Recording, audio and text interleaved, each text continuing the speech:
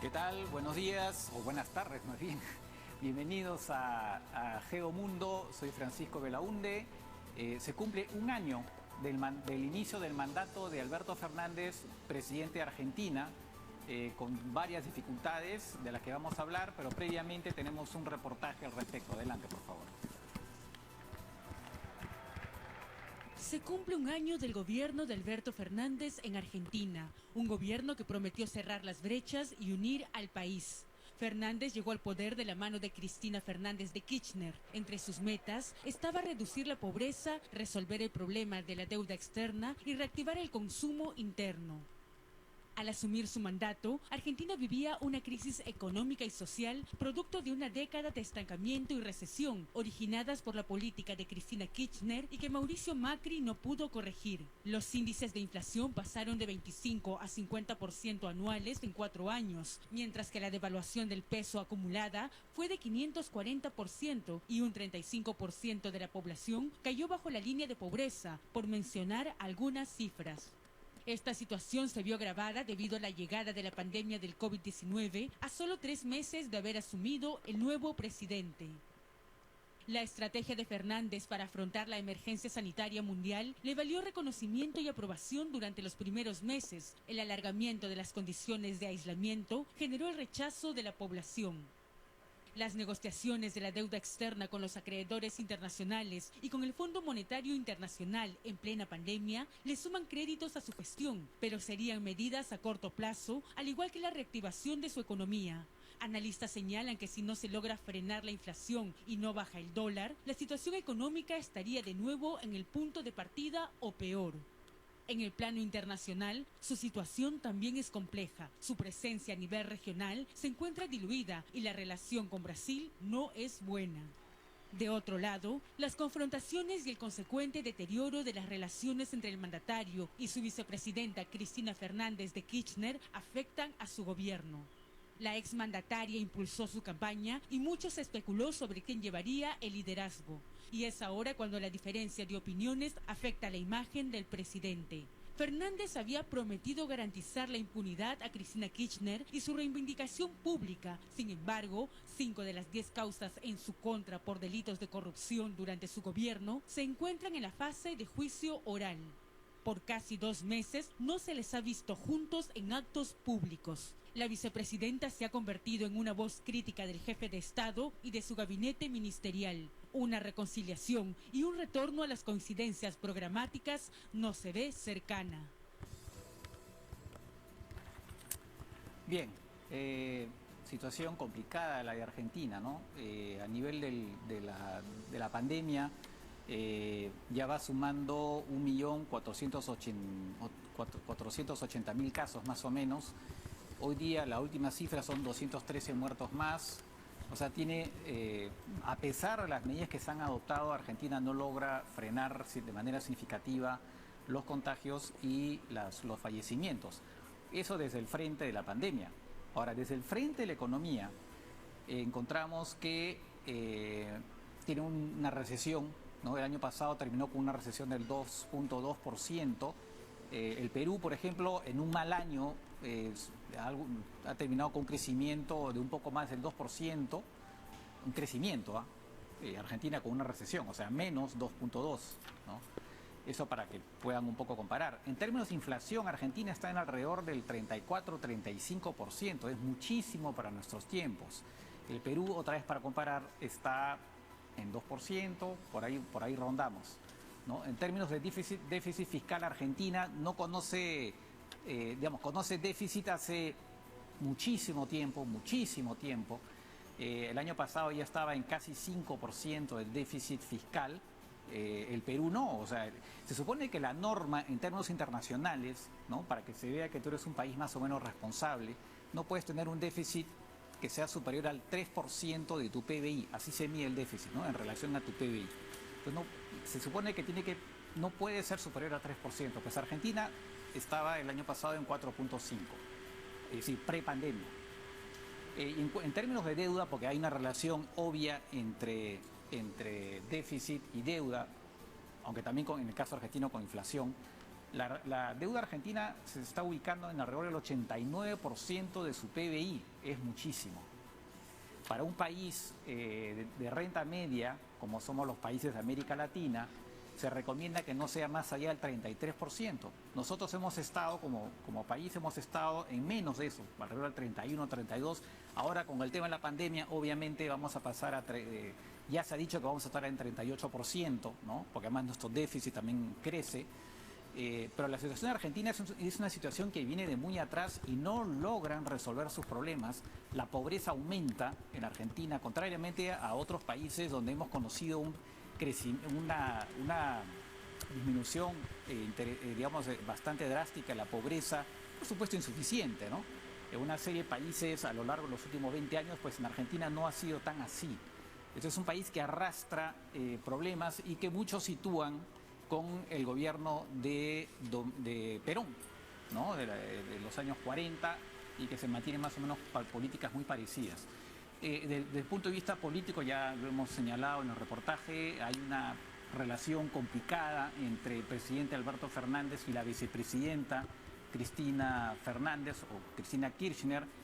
En Argentina, así como en Estados Unidos, el vicepresidente también es presidente del Senado, ¿no? Y eso le da evidentemente un poder importante a Cristina Kirchner. En Argentina hay lo que se llama la grieta. ¿Qué cosa es la grieta? Es esta polarización, ¿no?, de la política argentina entre derecha e izquierda, ¿no? Es una cosa que, polarización que se da en varios países, pero también en Argentina, y ahí se llama la grieta. Es decir, el panorama en Argentina, como digo, es bastante complicado y recién estamos en el primer año de gobierno de Alberto Fernández. Último punto, voy a tomar un poco de agua porque se me seca la boca. El último punto es que Cristina Fernández tiene toda una estructura política a su alrededor. Tiene un movimiento que se llama La Cámpora, que es de un político argentino considerado como muy leal a Perón, ¿no? Y ese movimiento está ha penetrado bastante el Estado argentino, y eso se sirve a Cristina Fernández como una fuerza política importante. En fin, hay mucho por decir respecto a Argentina, seguramente vamos a volver sobre el tema, pero hay otros asuntos de los que tenemos que hablar, alguna noticia de hoy, ¿no? Que tiene que ver, ya saltando a otro continente, tiene que ver con Marruecos. ¿Qué ha pasado ahí? ¿Tenemos el mapa? Ya, tienen el mapa ahí. Ok. ¿Qué pasa? Marruecos hay un viejo litigio respecto de Marruecos y Sahara Occidental. Sahara Occidental fue una colonia española y ahí hay una población que reivindica su independencia. Sin embargo, Marruecos considera que eso forma parte del territorio marroquí. Naciones Unidas más bien tiene una posición favorable digamos, a la reivindicación independentista. Hoy día lo que ha pasado es que con Estados Unidos, Donald Trump acaba de reconocer la soberanía de Marruecos sobre el Sahara Occidental, ¿ok? ¿A cambio de qué? De que Marruecos establezca relaciones diplomáticas con Israel. O sea, había una especie de intercambio, ¿no?, de negociación, y que otra vez un país árabe, finalmente, otro país árabe va a entablar relaciones diplomáticas con Israel. Y otra nota para terminar este primer bloque, el Nobel de la Paz de este año ha sido concedido al Programa Mundial de Alimentos de la ONU, que es un programa muy importante que en estos momentos en particular, con el tema de la pandemia, obviamente con la crisis económica hay problemas de hambruna que se han incrementado.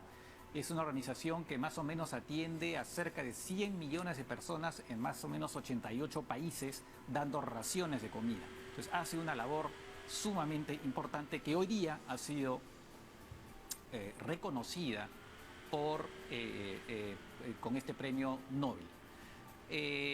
Finalmente, antes de pasar al siguiente bloque del corte, tenemos que recordar la pregunta del día, que ya algunos ya han estado contestando vía Twitter, y es: ¿qué país de América Latina tuvo un régimen monárquico hasta 1889. La tienen en pantalla, ahí está, ¿no? Pueden seguir contestando y vamos a responder eso más adelante. Ok, hacemos un corte y regresamos.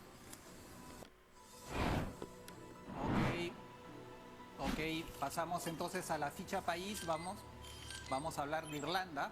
Irlanda en estos momentos, acá tenemos los datos básicos. Es una república, bueno, capital Dublín, el idioma inglés e irlandés, gaélico, moneda el euro, católica, básicamente la religión es católica. Es un país que ha sido, bueno, la bandera la tienen ahí. Es un país que ha sido, que es efectivamente, a diferencia de lo que ha sido el Reino Unido, ¿no? De lo que es el Reino Unido, es un país básicamente católico. Obtuvo su independencia en 1923 porque toda la isla formaba parte del Reino Unido. Fue una lucha enconada hasta lograr la independencia como república.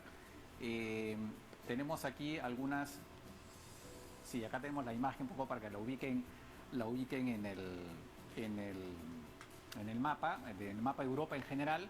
Es un país, como decía, es un país muy católico, como decía, ¿no? Un país que por ejemplo, se ha demorado mucho en reconocer el divorcio, ¿no? Y ahora tenemos también, hace no mucho ha habido también un referéndum sobre el aborto. Creo que tenemos al respecto un video, un referéndum que finalmente aprobó el aborto en Irlanda. Y eso es un choque para muchas personas que siempre vieron en Irlanda a un país que seguía las normas de la Iglesia. Esto es cuando se festeja el resultado, ¿no? A favor del aborto. Dicho se pasa, en Argentina también ahora se está adoptando una ley al respecto. Me olvidé comentar ese asunto. Y eso fue una conmoción, ¿no? Para muchas personas en Irlanda, pero bueno, finalmente el referéndum fue ganado por la posición pro aborto. Otra cosa interesante también de Irlanda es que ha tenido el anterior primer ministro de Irlanda, era un gay, y además con su pareja oficial, Leo Varadkar, que además también de origen inmigrante, ¿no? Eso indica cómo es un país que finalmente ha cambiado muchísimo respecto de lo que era tradicionalmente. Como dije, el tema de la lucha de la independencia de Irlanda ha sido un problema, digamos, ha sido una lucha enconada en su momento, pero además que se ha prolongado a través de un conflicto que se registró en Irlanda del Norte, porque Irlanda del Norte todavía esa parte de la isla, como pudieron ver, sigue perteneciendo al Reino Unido porque tiene una mayoría protestante, ¿no? En los años 60, a fines de los años 60, se relanzó la lucha del Ejército de Liberación de Irlanda, el IRA, ¿no? Con atentados de todo tipo, muy sangrientos, que incluso se trasladaron a la propia Inglaterra. Es más, ellos en un momento dado, incluso si ustedes han visto The Crown, la serie esta, habrán visto hace poco un capítulo en el cual se ve cómo asesinan a Lord Mountbatten, miembro de la familia real y que había sido virrey, el último virrey del Reino Unido en la India, ¿no? Y finalmente se llegó a una paz el año 1998, en lo que se llamó la paz del Viernes Santo, porque fue firmada precisamente un Viernes Santo, ¿no? Y que prevé finalmente la constitución de un gobierno autónomo, no a la independencia evidentemente, pero sí de un gobierno autónomo en Irlanda del Norte, ¿no? Y es esa paz, y además que implicaba, por supuesto, que no se establecieran fronteras físicas, obviamente como fronteras políticas sí, pero no físicas, entre Irlanda, la República de Irlanda e Irlanda del Norte. Eso es lo que está ahora precisamente, es uno de los temas en discusión actualmente respecto del Brexit, ¿no? Que se teme que si el Brexit es un Brexit duro, si fracasan las negociaciones, eventualmente podría darse el restablecimiento de frontera física con controles aduaneros y de otro tipo entre las dos Irlandas. Ese es un riesgo al que algunos están apuntando en estos momentos. Así que bueno, esto es lo que podemos decir respecto a Irlanda. También tenemos bueno, respecto, digamos, de lo que es el país es un conjunto. Ahora, Irlanda también es un país de migración, ¿no? Es un país de migración y en Estados Unidos en particular había una inmigración muy importante y tenemos precisamente uno de los, bueno, el primer presidente que ha tenido Estados Unidos de origen irlandés ha sido Kennedy, John Kennedy, y ahora hay otro, Joe Biden, ¿no? Por lo tanto, digamos, la inmigración, los irlandeses se han podido colocar cada vez más mejor dentro de la sociedad norteamericana. Tenemos, por supuesto, nuestra sección cinematográfica al respecto. Hay algunas películas interesantes. Esta en particular la vi hace unos años. Es sobre este líder independentista en los años 10, 20 de Irlanda, Michael Collins, ¿no? Con Liam Neeson. Se las recomiendo. No sé en qué plataforma estará. En Netflix no lo sé, pero en todo caso la pueden encontrar en otro lado. Es muy interesante esta película. Y otra película que tiene que ver más bien con la inmigración, irlandesa en Estados Unidos y cómo también se generaban rechazos entre los que llamaban los natives, ¿no? O sea, los que no eran de origen irlandés, sino más bien los originarios, entre comillas, de Estados Unidos, porque obviamente los originarios son los pieles rojas, ¿no? Pero en fin, los originarios después, si se puede llamar así. Y que es esta película Gangs of New York con DiCaprio, ¿no? Entre otros actores, y también con Daniel Day-Lewis y Cameron Díaz. Son estas dos películas, por supuesto hay muchas más, pero en fin, son dos películas que eventualmente les recomiendo para ver si es que no las han visto. Bien, y ahora vamos con la pregunta antes del corte, otra vez con la pregunta: ¿qué país de América Latina fue una monarquía hasta 1889? Envíen sus respuestas a noticias,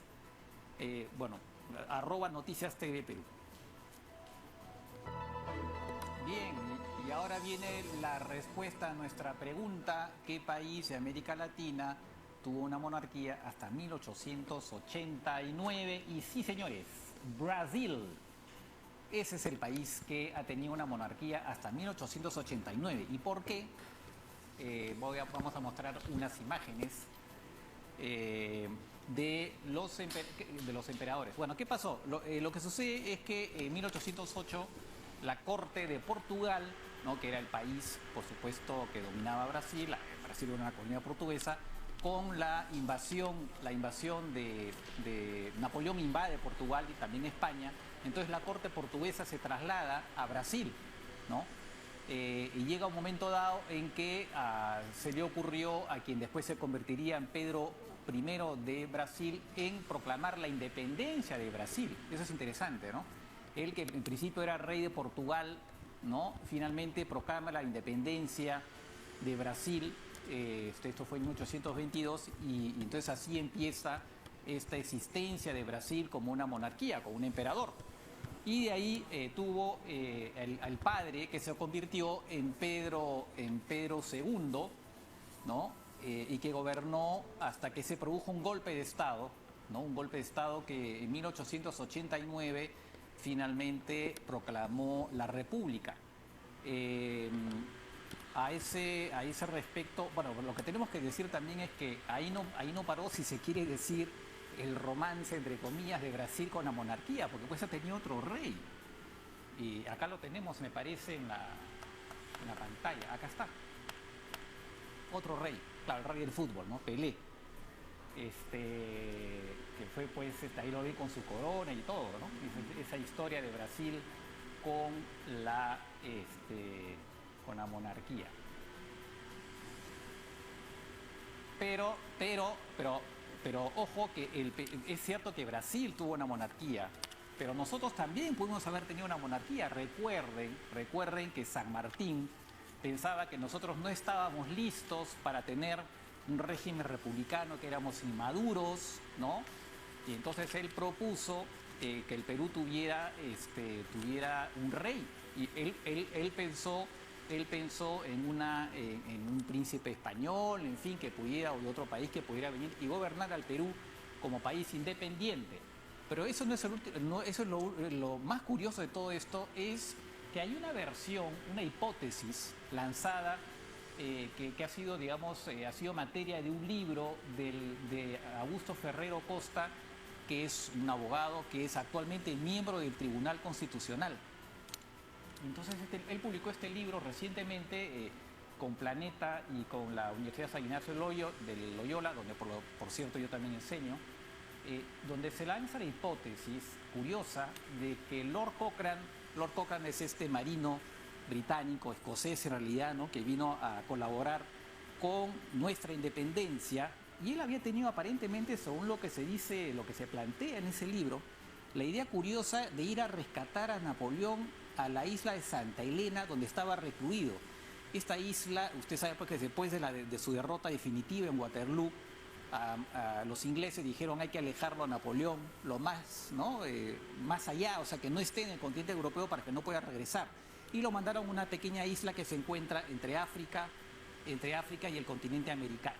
Y entonces, aparentemente, según lo que reseña Augusto Ferrero, el Lord Cochrane en su, digamos, aprovechando que venía al Perú, parece que tuvo el plan de hacer una pequeña escala por Santa Elena, rescatar a Napoleón para que se convirtiera nada menos que en el rey del Perú. ¿Cómo la ven? O sea, hubiéramos tenido eventualmente como rey nada menos que a Napoleón, como hubiera sido la historia peruana. Pero al final, bueno, el proyecto no abortó y la cosa quedó ahí. Tenemos también, bueno, antes de pasar, porque quería mencionar algunos libros, México también ha tenido en su momento un emperador, ¿no? En un momento dado los franceses invadieron México en el siglo XIX e instalaron al emperador Maximiliano, ¿no? Que al final tuvo un trágico final porque fue fusilado cuando los mexicanos se liberaron del control francés. Pero tenemos también, regresando al tema de Brasil, este libro de acá. El famoso libro de Mario Vargas Llosa, La guerra del fin del mundo, muy buen libro. La verdad que es un libro que a mí, tal vez es el que más me ha gustado a mí personalmente en todo caso, donde narra esta historia de este fanático religioso, ¿no? Que decide que es un pecado, digamos, primero la abolición de la esclavitud era una aberración, y sobre todo la conversión de Brasil en una república le parecía una barbaridad, y entonces decide rebelarse y hay una especie de... se hace fuerte en una zona y entonces tienen que ir las fuerzas del gobierno a derrotarlo. Es una guerra, es una historia real, ¿no? Y a partir de eso es que Vargas Llosa escribe esta novela que realmente muy, muy buena. Si no la han leído todavía, porque esta novela entiendo que, si mal no recuerdo, el año 84, me parece, no recuerdo bien, es una muy buena novela, realmente se las recomiendo. Bien, creo que hemos terminado con los temas de hoy.